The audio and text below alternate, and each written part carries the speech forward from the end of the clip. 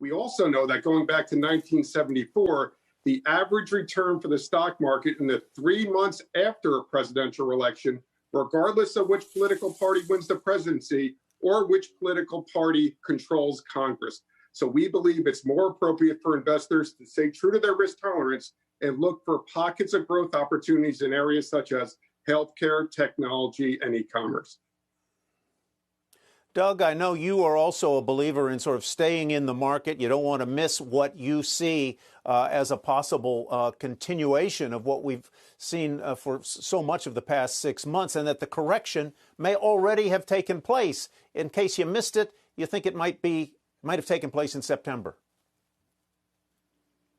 That's right. I think the exciting news I can report is most people expect a catastrophe after the election, whether it's massive social unrest or massive volatility. And like my grandmother told me, a watch pot never boils, that when people are all expecting the same thing, the sellers that would have sold already have. And I think that was the correction we saw in September, that now the market is recovering from. That the people who were going to sell have already sold. Is that fundamentally the argument there, Doug?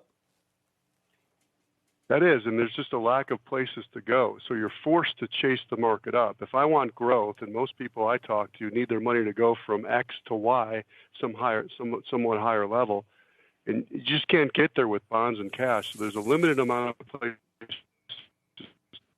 to go. Or about a 4.5% yield, earnings yield. That's far better than you're going to find anywhere else.